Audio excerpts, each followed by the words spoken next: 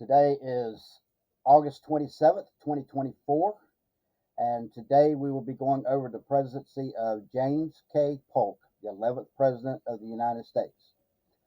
As always, I'm requesting that if you have not subscribed to my channel, be sure to hit that subscribe button below.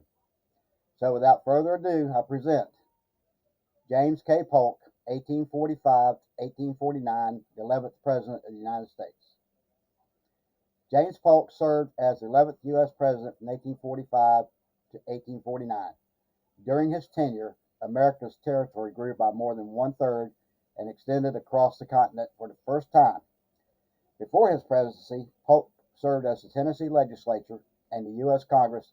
In 1839, he became governor of Tennessee. A Democrat who was relatively unknown outside the political circles, Polk won the 1844 presidential election as the dark horse candidate. As president, he reduced tariffs, reformed the national banking system, and settled a boundary dispute with the British that secured the Oregon Territory for the United States. Polk also led the nation into the Mexican-American War, in which the United States acquired California and much of the present-day Southwest. Polk kept his campaign promise to be a one-term president and did not seek re-election. Soon after leaving the White House, he died at age 53. In his early years, James Knox Polk was born on November 2nd, 1795, in a log cabin in Mecklenburg, North Carolina. As a boy, Polk, the eldest of 10 children, moved with his family to Columbia, Tennessee, where his father became a prosperous land surveyor, planter, and businessman. Younger Polk was often sick as a child, and as a teen, he survived a major operation for urinary stones. The surgery was done before the advent of modern antiseptics and anesthesia, and Polk was reportedly given some brandy as a sedative. A top student, Polk graduated from the University of North Carolina in 1818 and studied law under a leading Nashville attorney. He was admitted to the bar in 1820 and opened a law practice in Columbia. He entered politics in 1823 when he was elected to the Tennessee House of Representatives. Did you know, in addition to being nicknamed Young Hickory, Polk, an eloquent orator who was small in stature, was dubbed Napoleon of the Stump. In 1824, Polk married Sarah Childress, a well-educated Tennessean and devout Presbyterian from a wealthy family. The couple never had children, and Sarah Polk became her husband's close advisor throughout their political career. As First Lady, she was a charming and popular hostess, although she banned hard liquor from the White House and eschewed dancing, the theater, and horse races.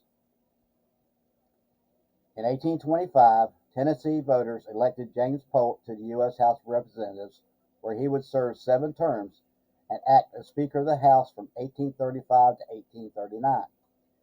In Congress, Polk was a protege of America's 7th President, Andrew Jackson, a fellow Democrat and Tennessean who was in the White House from 1829 to 1837. Polk favored states' rights and supported Jackson's plan to dismantle the Bank of the United States and replace it with a decentralized government banking system. Polk later earned the nickname Young Hickory, a reference to his mentor Jackson, who was dubbed Old Hickory for his toughness. Polk left Congress in 1839 to become governor of Tennessee. He ran for re-election in 1841 and lost. Another run for the governorship in 1843 also ended in defeat. In 1844, James Polk unexpectedly became the Democrats' nominee for president. He emerged as a compromise candidate after the most likely choice, former President Martin Van Buren, who had lost his re-election bid in 1840, failed to secure the party's nomination. Polk thus became America's first dark horse presidential candidate. George Dallas, a U.S. Senator from Pennsylvania, was chosen as Polk's running mate.